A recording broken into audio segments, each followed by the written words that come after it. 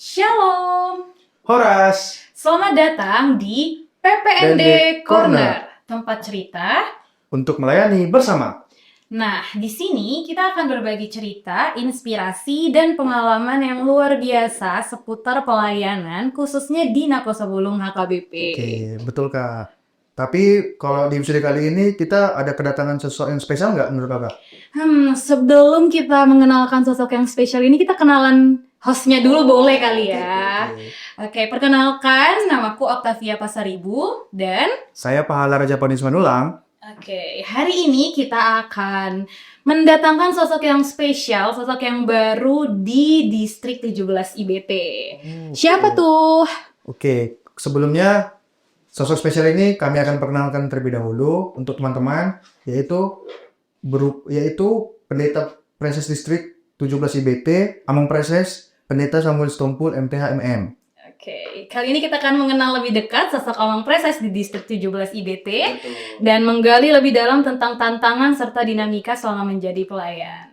Menarik ya Kak. Tapi sebelum itu, jadi buat kalian yang ingin banyak tahu tentang kepemimpinan dan kepelayanan kita di gereja, jangan kemana-mana dulu. Tonton dan saksikan obrolan kita yang sangat spesial ini dengan Amang Preses kita. Oke, Shalom Amang. Shalom Pahala dan Okta. Ya, bagaimana kabarnya Amang hari ini? Baik, sehat. Oke, jadi kita mau bincang-bincang nih Amang. Yes. Sebelum kita masuk ke topik yang utama, boleh kali ya kalau kita kenal dengan sosok Amang lebih dekat lagi. Bagaimana sosok Amang di pelayan HKBP, khususnya di Distrik 17 IBT ini. Bagaimana perjalanan Amang selama melayani sebelum sampai akhirnya di Distrik 17 ini? Mungkin Amang boleh cerita sedikit gitu ya teman-teman. Biar kami sudah tahu kronologinya gimana kan. Ya, perkenalan diri. Iya. Memperkenalkan diri nih ceritanya pertama sekali ya. Iya. Yang pertama sekali saya malah mengucapkan terima kasih kepada kreativitas anak-anak Naposo, dan ke depan teruslah kreatif karena kreativitas adalah bagian yang terus dituntut pada zaman ini. Nah, saya sendiri Pendeta Samuel Sitompul, ya sudah berkeluarga, sudah menikah. Istri baru Siregar, Tuhan anugerahkan 2 orang anak, 1 laki-laki dan 1 perempuan.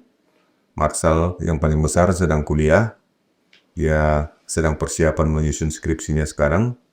Dan yang kedua, Maria, dia masih kelas 1 SMA, dia bersekolah sekarang di SMA Trimurti di Surabaya. Sampai ke Surabaya ini memang sudah perjalanan yang panjang.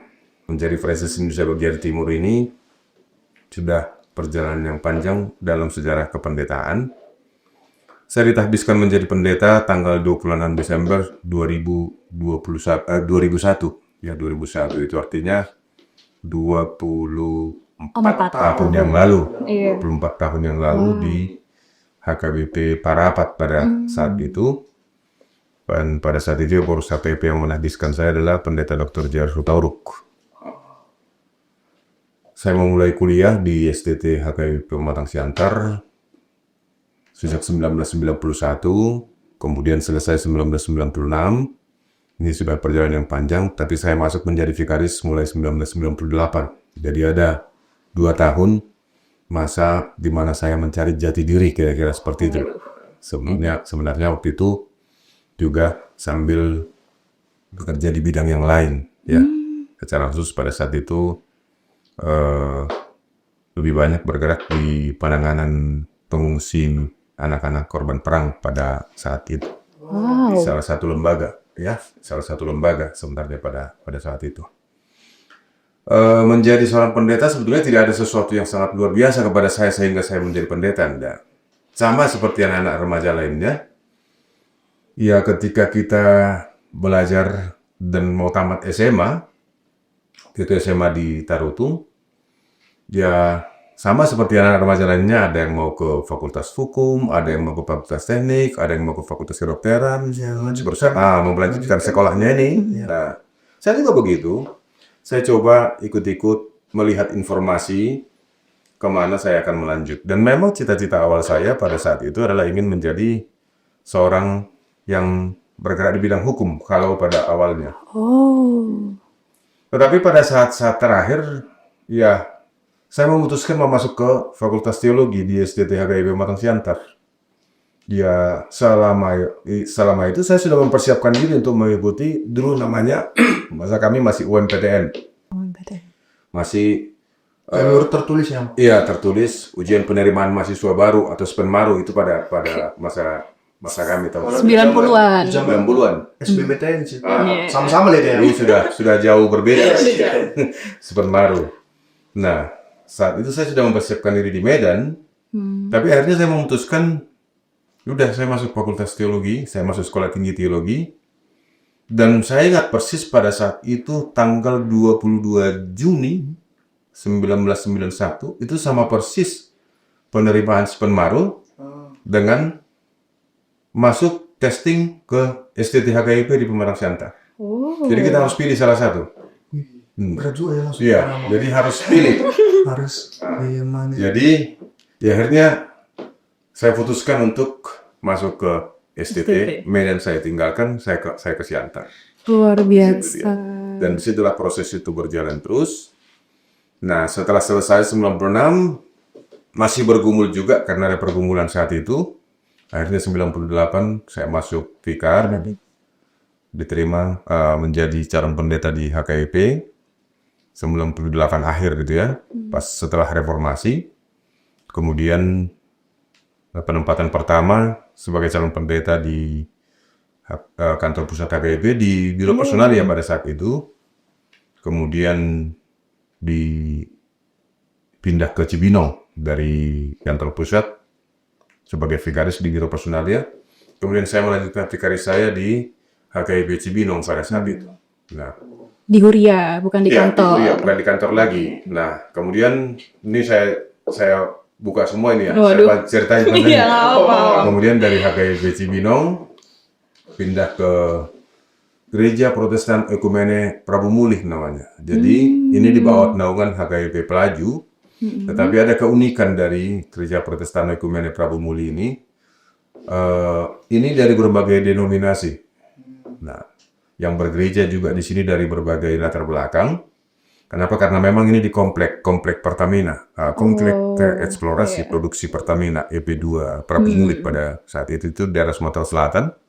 Kira-kira 1,5 jam dari Palembang, arah ke Muara Enim.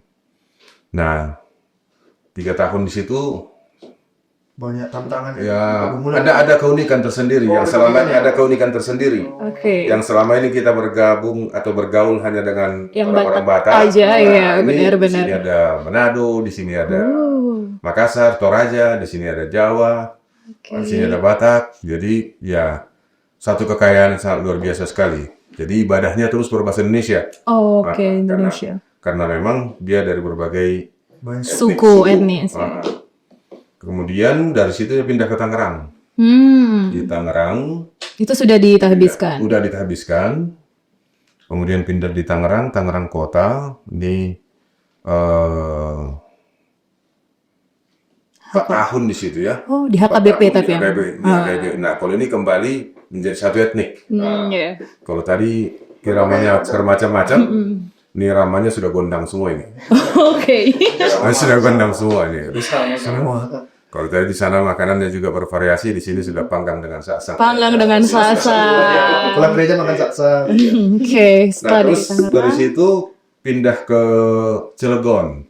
Hmm.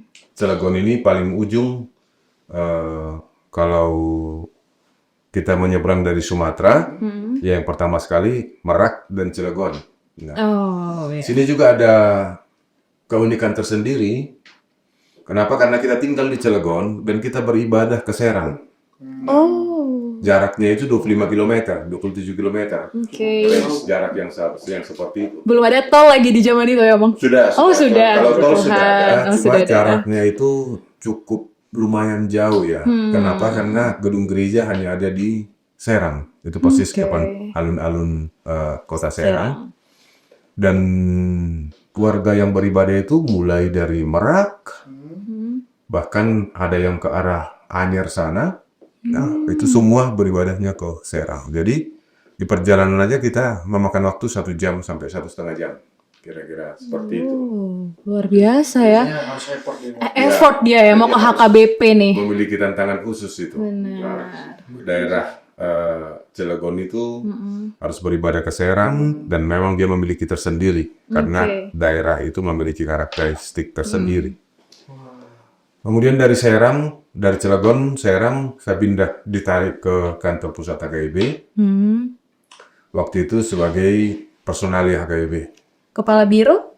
Ya awalnya wakil kepala biro, awalnya akhirnya wakil jadi pelaksana tugas kepala biro. Keren. Iya, jadi bertanggung jawab untuk satu tutor adik-adik yang akan menjadi calon pendeta, calon guru, calon bilfro, calon diakones. Nah, kemudian juga membantu pimpinan menata penempatan seluruh pelayan full-time, berupa diakones.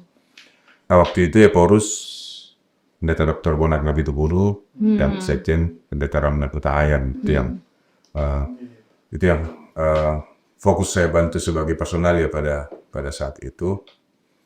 Dan setelah akhir periode 2012, nah ini saya ditugaskan jauh. Waduh. Mana, Sejauh apa? Jawab ini kira-kira. Tugaskan HKBP, kalau selama ini berkecimpung hanya di sekitar Indonesia. HKBP Indonesia. Nah kemudian 2012 sampai 2016 itu di USA, di Denver, di Colorado. Udah pernah ke sana? Baru dengar. Oh, baru denger ya, baru denger. Kalau ada globe di atas, Indonesia di bawah. Oke. Dari belum dikasih nama. Dari Globe dekat sama. Cuma sejengkal aja itu. Oke. Iya. 4 tahun di sana. Di situ. Kemudian selesai dari situ, saya kembali ke kantor pusat lagi.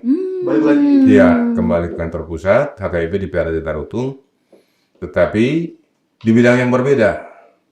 Bidang. Nah, saya kembali ke kantor pusat, ditugaskan pimpinan sebagai Kepala Biro Oikumene. Kepala Biro Oikumene. Oikumene ini mengurusi HKBP tentang persahabatannya, tentang kerjasamanya dengan gereja-gereja di luar HKBP. Baik domestik, regional, maupun ke luar negeri. Makanya selama Kepala Biro Oikumene saya beberapa kali berkesempatan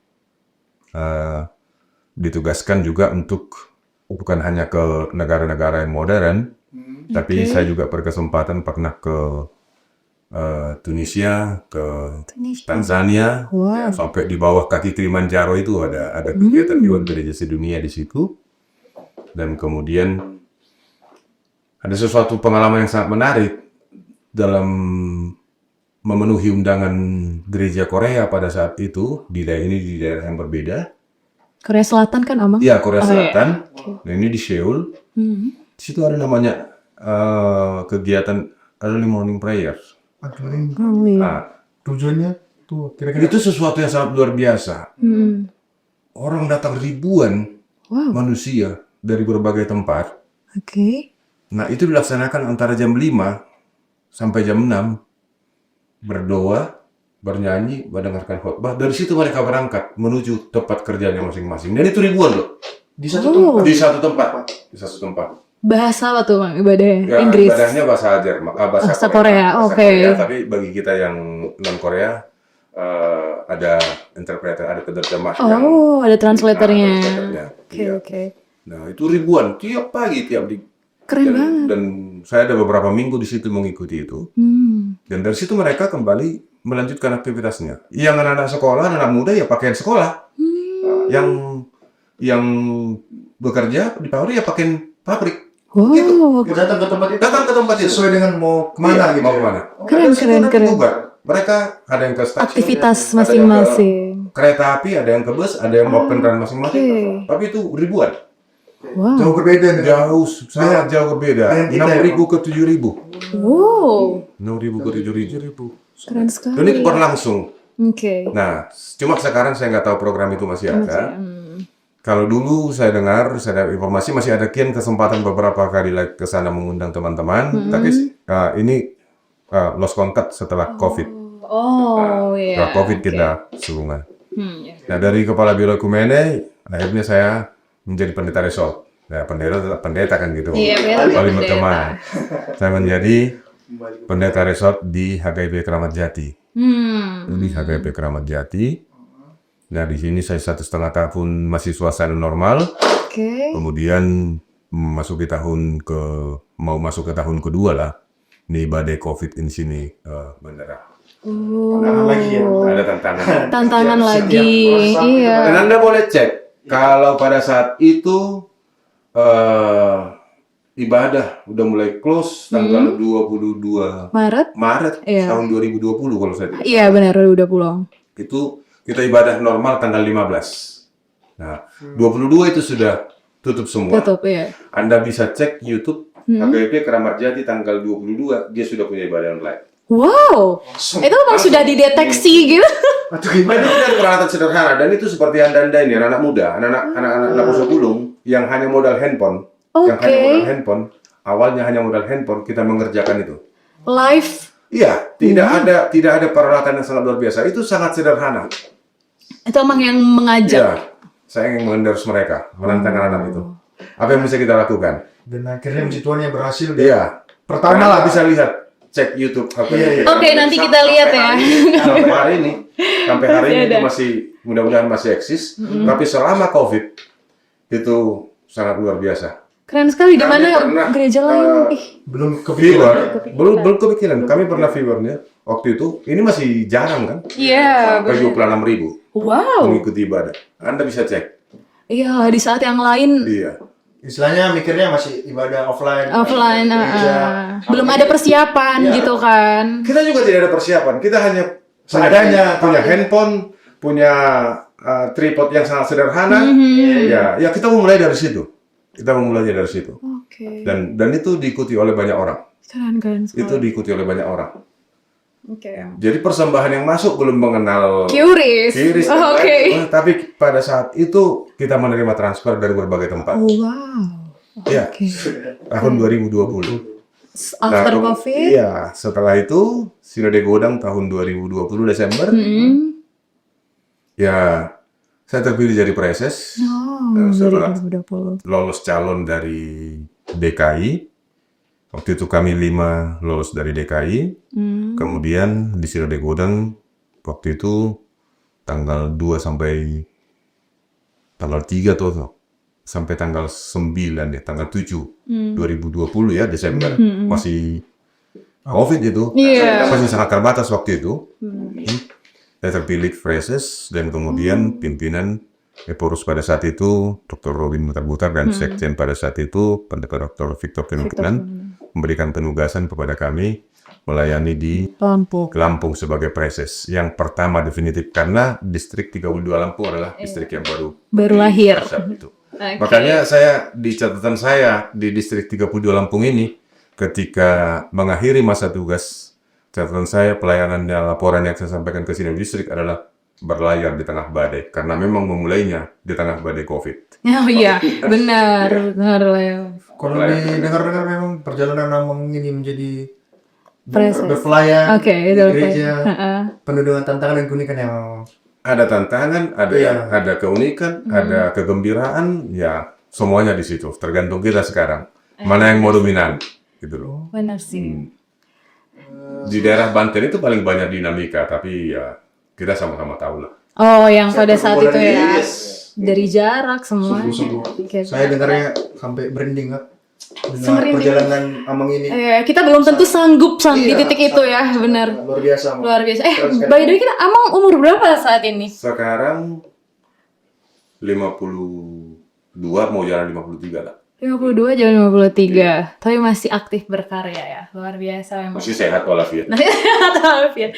Sebelum kita melangkah lebih jauh nih, ada nggak tips buat Amang untuk, kan Amang ini sebagai preses nih, sebagai seorang pimpinan, ada nggak tipsnya untuk kita sebagai anak Poso Bulung itu untuk menjadi pemimpin yang baik? Berarti kan Amang udah dari 2020, ini tahun atau periode kedua jadi preses.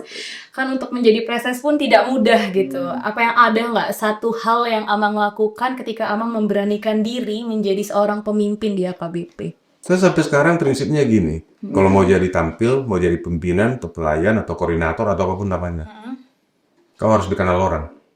Tapi dikenallah karena prestasi, jangan dikenal karena sensasi. Oh, keren. Tuh kata-kata hari ini. Iya, keren sekali. Iya, itu benar ya. kan prestasi ini harus ditumpuk. Nah, harus ada selalu sesuatu yang baru. Jangan karena sensasi apa segala macam baru kenal orang, no. Oke, itu emang dari kecil udah pengen jadi pendeta, cita-cita, atau misalnya kayak sudah ada, kalau ketika saya menjadi pendeta saya akan menjadi preses gitu, atau bagaimana? Ada nggak sosok yang menginspirasi Amang gitu untuk menjadi Atau terbesit gitu. sampai saat ini? Sampai saat ini kira-kira. Rasanya nggak ada sesuatu yang luar biasa, nggak ada nggak ada. sesuatu yang. Tapi ya memang itu prosesnya berjalan adem ayem, tapi ya pasti gitu loh. Seperti yang saya katakan tadi, menjadi pendeta itu juga di saat-saat terakhir saya memutuskan untuk ikut Spenmaro atau ikut STT. testing di STT. Karena saya putuskan STT. Wow. Nah, Oke. ketika saya kuliah, HKIP mengalami dinamika. Nah, ya itu tadi prosesnya 96-98 itu proses mencari jati diri. Makanya saya lebih banyak konsen pada saat itu mengurusi anak-anak korban perang Yes. pada saat itu. Nah, akhirnya memang kembali sejauh burung terbang kembali ke sarang juga. Maka saya kembali menjadi pendeta. Oh. Nah, saya mengikuti proses penerimaan di HKIP. Saya diterima. Yaitu saya mengikuti sesuatu yang normal-normal saja, tidak ada sesuatu yang sangat luar biasa. Mengalir berarti. Mengalir aja gitu loh. Oke. Mungkin yang kalau saya yang kena menangkap, yang saya tangkap ini, berarti setiap perjalanan yang Amang lalui ini ya sudah, itulah yang Amang dapat dan Amang jalankan dengan apa yang Amang, ya prinsip Amang lah maksud saya. Tapi prinsipnya dimanapun kapanpun tetap buat yang terbaik. Iya. Dimanapun kapanpun buat yang terbaik. Korban perang juga. Iya, benar. Anak-anak ya. Iya, anak-anak lagi Amang. Anak-anak. Jadi selama ini, Karena waktu itu lebih banyak bergerak soal pemberian susu, vitamin, segala macam. iya. Di daerah-daerah yang baru konflik di luar Indonesia pada saat itu. Oh, wow. Walaupun sekitar Asia Tenggara. Amang aja harus siap mental, belum lagi lihat itunya lagi ya Amang. Ya. Oke, makasih Amang. Oke, jadi kalau untuk saat ini pasti orang-orang ini penasaran, Musuh juga penasaran nih, Mang. Kalau lagu buku ND favorit Amang itu apa? Ini agak jarang dinyanyikan, tapi dari dulu ya ini selalu menjadi favorit saya, nomor 273. Oke, di-spill dong Amang, karena kita kan nggak tahu tuh lagu apa tuh gitu. Biar teman-teman tahu juga kan. Yesus Tuhanku Raja mawon asamangi hutuho autokto popot rohaku ingani mai unang bermasuk na asing tusi itu kurang lagi artinya gimana? Gimana sih? Yesus Tuhanku yang mengerajai aku. Pasti teman-teman sudah tahu kan. Teman-teman udah tahu lah semuanya. Itu Oke. kan bahasa Bataknya seperti itu. Iya. Anda bisa terjemahkan karena itu kan bahasa malaikat ya. Oke, jadi kita sudah mengetahui seputar sejarah Amang, perjalanan hidup, dan itu seputar pelayanan. Nah, kita kepo juga nih kalau misalnya Apaan juga? tuh kebiasaan unik atau hobi Amang di luar pelayanan. Karena kita habis ini mau ada kuis-kuis singkat nih, biar nggak jenuh penonton di rumah. Mungkin Hobi. Mulai dari mahasiswa waktu SMA saya sama seperti anak remaja lainnya, saya hobi main bola. Hobi main bola. Sampai mahasiswa juga masih sering main bola. Oke. Cuma ketika mahasiswa sudah aktif di organisasi kemahasiswaan, secara khusus sekolah saya yang kedua adalah Gerakan Mahasiswa Kristen Indonesia GMKI. Oh. Jadi sampai hari ini setiap anak-anak GMKI datang saya akan selalu layani berdiskusi. Oh. Ketika saya juga preses di Lampung, tidak ada hari-hari saya dengan anak GMKI yang ketika saya kosong mereka mau datang saya bilang welcome. Kenapa? Karena saya selalu tertarik dengan ide-ide atau obrolan sekarang ya, anak sekarang, dan kemudian saya mendapat banyak masukan dari mereka. Dari anak-anak muda, dari mahasiswa-mahasiswa yang kalau saya bandingkan dengan zaman saya kan itu sudah sangat jauh berbeda. Iya, banyak Jadi jadi saya banyak dapat masukan dari mereka bagaimana melayani anak-anak muda di zaman digital ini. Nah, itu berorganisasi juga menjadi hobi saya. Cuma olahraga sekarang sudah berkurang. Ya. Musik Amang? Musik saya penikmat musik, Oh, bukan penikmat. pelaku. Oke. Saya tidak. Pendengar saja ya. Saya termasuk penikmat, apalagi dia kalau misalnya seperti lagu-lagu oldies song Old itu song, ya, oke. yang zaman-zaman kalian belum lahir. Jangan itu kita belum tahu lahir. Blues gitu nggak ya, Mang? Blues. orkestra lah, Orkestra, bukan? orkestra. Orkestra. Oke. Itu hanya menikmati aja. Tapi kalau saya diminta main musik, sampai hari ini saya tidak tahu main musik satupun. Paling main gitar yang Oke. mulai dari belajar sampai sekarang kuncinya C, D, G, F itu aja kuncinya. Ah, udah mantap Saya itu, tahu. Mang. Udah bisa lagu-lagu Batak itu semua ya. Nggak bisa juga itu. Kita bilang gitu Oke. aja, saya tahu. Itu hobi keseharian saya. Yang kedua, ya jalan sama anak-anak. Oh, family Family time, time. family Tentunya, time. iya. Oke. Kita lanjut aja langsung ke quick question. Bang Pahala bisa pimpin gamesnya. Oke, sebelumnya ini saya akan memberi beberapa pilihan kata yang bisa pilih secara random ini ya, Mang. Oke. Kalau kita mulai saja ya, Mang. Iya, Amang lebih pilih pantai atau gunung? gunung, Kopi atau teh? kopi, Baca buku atau nonton film? baca buku, Gereja pagi atau gereja sore? kerja pagi. Liburan di luar rumah atau liburan di rumah aja? Pasti di luar rumah dong. Oke. Jangan-jangan ya, kawan. Kebaktian besar atau kelompok kecil? Kebaktian besar. Membaca atau menulis sama? Membaca. Oh, nice. Motor atau mobil? Sekarang mobil. Menyesuaikan ya, kawan. Terus lagi ada sekarang mobil. Oke. Oke, ini soal konsep tempat lah. Tempat ramai atau tempat sepi yang suka? Ya, sosok sih. So. Tapi kalau harus memilih ya. Iya, Iya, suami. Memilih Kira-kira mau lebih prefer mana lah? sepi lah. Sepi ya, lebih tenang ya, Kalau Bang. terang, kalau rame kadang-kadang crowded. Oke. Ya, Masuk pikir. Terakhir nih. Sesuatu yang tenang atau yang menantang? menantang sih. Walaupun kamu suka sepi tapi tetap ya. Karena kesepian itu juga terkadang ditantang. Oke. Itu tantangan. Kesepian itu juga terkadang tantangan. Gejolak Iya. diri ya. Iya, itu. Oke, ternyata seru juga Oke, ya. makasih banyak Bang. proses Kurang kita lebih ini. itulah ya dari Oke, menjadi games kita di tengah-tengah Oh, iya, iya, podcast tentunya. ini. Oke, next kita kembali ke topik. Jadi, setelah sekian tahun Amang melayani di berbagai tempat, dari banyaknya kategori di HKBP, dari sekolah minggu, remaja, Naposo Bulung, ama Ina Lansia, yang memiliki peran penting atau kategorial yang mendukung Amang selama pelayanan di gereja ini, atau yang Amang highlight gitu misalnya, itu kategorial mana nih? Bukan soal dukung-mendukung ya. Mhm. Tapi saya selama pendeta, kalau berjemaat, Mhm. saya sebenarnya fokus ke sekolah minggu. Fokus ke Oh, sekolah oke, oke. Nah, selama berjemaat. Jadi itu saya buktikan dengan anggaran anak sekolah minggu itu harus betul-betul dipertimbangkan. Kemudian tempat sekolah minggu itu beribadah harus betul-betul kita pertimbangkan. Kan kadang-kadang tanpa kita sadari, kita katakan bahwa memang anak-anak sekolah minggu adalah gereja masa depan. Tapi kita orang-orang tua sama Naposo sama ini tempat ibadahnya kursinya jati bagus, kemudian pakai AC.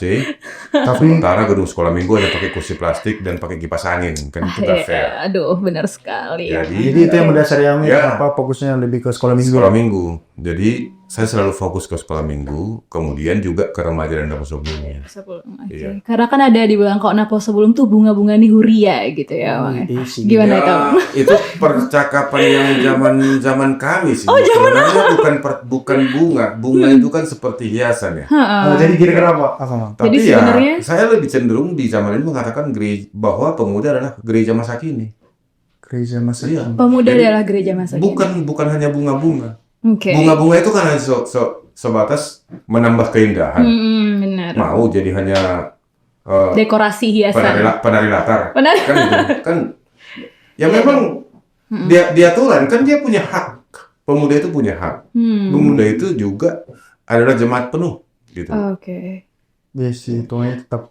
Jadi bagaimana Mang seharusnya hubungannya Naposo Bulung ini dengan gereja? Apalagi kan kita di Naposo Bulung distrik ini, bagaimana kayak apa yang harus kita lakukan untuk kita Naposo Bulung, tapi kadang ada beberapa oknum lah dibilangnya yang masih mudanya kayak gitu-gitu kan. Jadi bagaimana seharusnya Gak usah ikut hubungannya? terlalu banyak dengan Iya, kegiatan gereja nggak gitu usah ya, ikut, Kak? Nah, mungkin nggak usah pendapat terlalu Amang banyak ini campur. semua lah ya. Semua orang diawali dari masa muda kan. Semua. Nggak ada orang yang begitu lahir langsung tua. Iya. Ada proses. Hanya memang ada fase-fase tertentu yang kita lewati. Misalnya, karena mungkin orang berpikir seperti itu kalau terlalu banyak pelayanan. Kenapa? Karena di masa muda itu kan menentukan kita mau jadi apa ke depan. Persoalannya adalah bagaimana kita memanage, membagi waktu kita sebaik mungkin itu. Orang beranggapan jangan terlalu banyak supaya jangan tertinggal. Karena di masa muda kita belajar, di masa muda kita mempersiapkan diri, di masa muda kita juga mengenal pelayanan.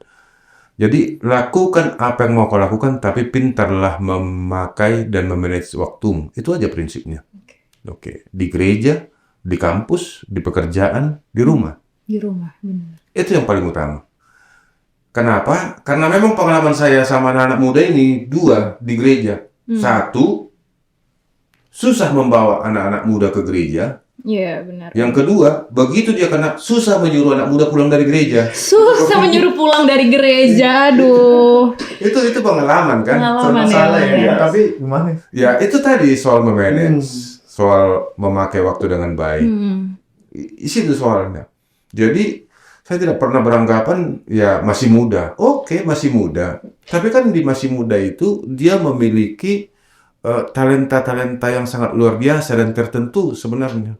Bahwa, kalau kita bicara soal podcast. Saya mau bicara soal podcast kepunguan ama. Gak bakalan nyambung. Waduh, iya. Punguan ini nggak nyambung. Podcast kan ke anak-anak muda. Nah, tema apa? Di mana kita mencari peralatannya? Di mana tempatnya? Itu bagian kalian. Oke. Nah. Iya sih, tapi Iya sih. cuma kan banyak juga pergumulan ini yang soal beda pandangan lah, beda pendapat. Iya. Ya pasti, karena setiap orang memiliki latar belakang. Persoalannya bagaimana kalian meyakinkan orang-orang tua itu soal. Nah, jadi kalian harus meyakinkan pengurus gereja kalian. Teman-teman Naposo sebelumnya Bener, Meyakinkan. apalagi harus caur gitu ya, Bang. apalagi kan Naposo Batak kan, Amang. Pemuda Batak. Kadang kita tuh susah untuk mengajaknya ke HKBP. Kalau menurut kami, tantangan terbesar dari pemuda HKBP, pemuda Batak khususnya ya, di distrik kita yang termasuk daerah kota lah ini dibilang di Jawa, itu susah menarik untuk ke HKBP gitu. Menurut Amang ada nggak tips atau solusi apa yang kita lakukan sesama kita pemuda yang cinta HKBP, mengajak pemuda Batak lainnya, yuk join HKBP. Ada nggak solusi dari Amang? Cintailah gerejamu, kan itu awalnya. Cintai dokumen-dokumennya. Dokumen-dokumennya. Iya, cintai dokumen-dokumennya. Bahan pengajarannya. Misalnya Oke. seperti ini. Setiap kali tanpa kita sadari, kita mempersiapkan anak-anak sekolah minggu untuk pergi ke gereja lain. Tanpa kita sadari. Itu dibuktikan dengan ketika kita menyanyikan lagu-lagu yang bukan. HKBP. Nah, itu tanpa kita sadari. Iya kah, Amang? Iya. Bentuk daya tarik ya gitu kan. Iya. Mulailah dengan ya buku ende kita kan sudah diterjemahkan walaupun bahasa Indonesianya kadang-kadang perlu Dikaji ulang. perbaikan ulang kan Iya. itu. Nah, tapi kan itu sudah mengenal. Oke, sebagai lagu penghantar iya, tetapi dalam ibadah itu mulailah cintai dokumen-dokumen kita. Oke.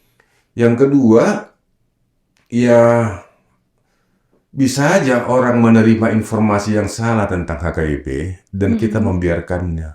Oh. Nah, makanya Anda inilah utusan duta-duta untuk menerangkan bahwa HKIP itu sebenarnya begini loh.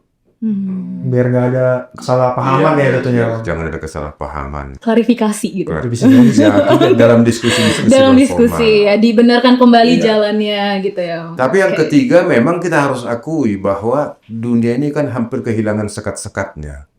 Oke. Sekat gimana kamu? Ya, tanpa batas kan unlimited sekarang. Globalisasi. Globalisasi. Sosial media juga. Ya, sosial media.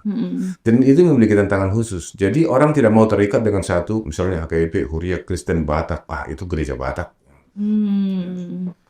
Oh, tidak masuk Amang, tidak perlu kotak-kotak segala macam seperti itu ya? Ya, orang mulai meninggalkan itu kan. Karena itu, itunya ya? Batak. Oh.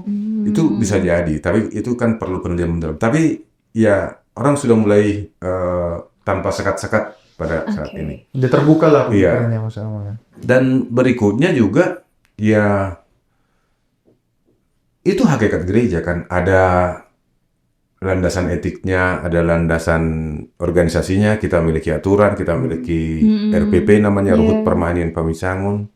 Nah, ada banyak anggapan orang bahwa itu gereja ketinggalan zaman. Benar. Padahal sebenarnya tidak. Itu adalah bagian dari upaya gereja kita membimbing warganya untuk semakin dewasa di dalam iman. Wah, iya. Ini topik yang menarik. Kita akan buat topik RPP mungkin ya, Bang. Jadi bukan soal ketinggalan zaman atau tidak. Iya, benar. Betul, Kristus mengasihi kita, orang berdosa. Tapi ingat, upah dosa ialah maut. Tapi benar. syukur tidak titik di situ. Tapi oleh kebangkitan Kristus, kita diselamatkan. Benar. Kan itu. Itu hal-hal yang mendasar sebenarnya yang tidak pernah kita dapatkan. Jadi kita pahami bahwa kasih itu membabi buta jadi seperti itu kan. Ada tahapan-tahapan, ada langkah-langkah. Nah ini yang kita terangkan kepada anak muda Anak kita. muda, iya benar. Kalau dikatakan soal ibadah, saya sering tidak begitu setuju. Benarkah di HKIP gerejanya ibadahnya terlalu monoton?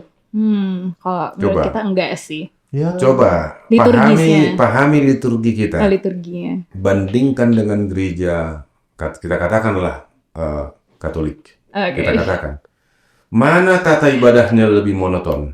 Katolik sih. Karena itu lebih tua kan? Iya, Tapi kenapa anak-anaknya tidak pergi? benar sih.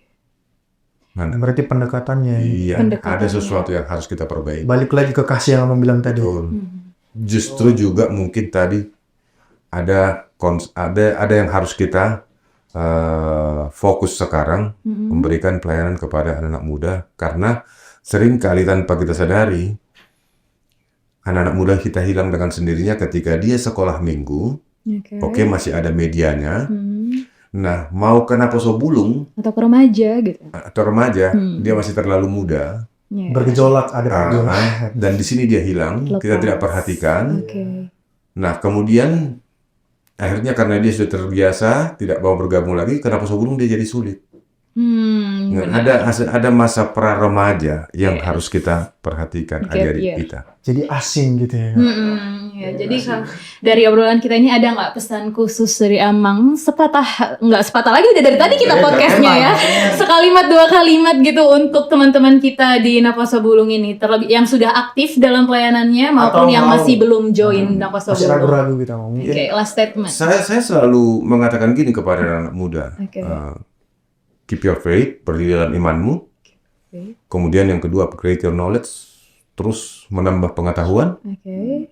Kemudian care to another, peduli kepada yang lain. Peduli, ya. Kenapa? Karena zaman ini akan mengajak kita untuk memilih egois, berpusat pada diri sendiri. Benar. Myself, selfish. Coba bisa gitu. Iya. Care to another, peduli, ya. Jangan sampai kehilangan kepedulian. Kenapa perlu menambah pengetahuan? Karena ilmu pengetahuan terus bertumbuh, berkembang. Jangan pernah merasa puas. Dan yang ketiga, ya keep your faith itu ya memang landasannya kan kita berdiri dalam iman kita, gitu loh. Di situ dia. Jadi kepada anak muda, ingat, contoh dalam Alkitab ada banyak anak-anak muda yang dipanggil. Samuel yang masih muda tinggal di bait Allah, kata kitab Samuel. Yeremia mengatakan, sesungguhnya aku ini masih muda. Tapi Tuhan katakan, jangan seorang pun menganggap, tapi Tuhan mengatakan, pada masa mudamu aku memanggil engkau. Aku akan mengangkat engkau atas bangsa-bangsa. Mengangkat, membangun dan merubuhkan, mencabut dan menanam, dan seterusnya. Sedangkan Paulus memesankan kepada Timoteus, jangan seorang pun menganggap engkau rendah karena engkau muda, tapi jadilah teladan dalam iman, dalam perbuatan baik, dan lain sebagainya. Makanya anak muda, oke, ayo, jadi teladan gitu loh. Oke, Jadi yuk teman-teman let's go.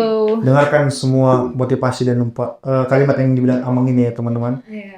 Ini jadi Luar biasa sekali ya perbincangan Iya, kita tentunya hari sih, ini. ya. Mulai dari perjalanan Amang untuk melayani sampai kiat-kiat pada kita Naposo Bulung, bagaimana kita tetap bertahan di dalam pelayanan kita. Mulai dari masa muda kita. Kita belajar bahwa pelayanan ini bukan hanya tentang tugas di balik sebuah jabatan atau karena kita aktif di dalam gereja, tapi tentang hati kita yang mau dipakai Tuhan untuk menjadi berkat bagi sesama. Gitu ya Bang Pahala ya. Jadi kita harus terus melayani dengan setia, dengan penuh kasih, dan dengan sukacita. dan peduli sesama. Oh iya, teman. tadi kuncinya peduli. Itu dia. Baik, terima kasih banyak Amang untuk sepatah dan pengalaman yang sangat luar biasa juga, wawasan, dan mungkin kami sangat berterima kasih untuk semua pendengar podcast dari PPND Corner ini di episode pertama kali ini. Oke. Tentunya sebelum itu kami menutup ada pantun kecil dari kami berdua. Cakep. Oh, belum ya, Bang? Oh, belum. Belum. Untung ada pantunnya. Iya. Ya, Bang. Mungkin bisa dimulai kan kira-kira? Oke. Ke Tarutung melihat pelangi, singgah sebentar ke Danau Toba. Pelayanan sejati lahir dari hati, bukan mencari pujian semata. Oke, saya Octavia Pasaribu. Saya Pahala Ismanulam. Sampai jumpa di episode berikutnya. Tuhan memberkati. Horas.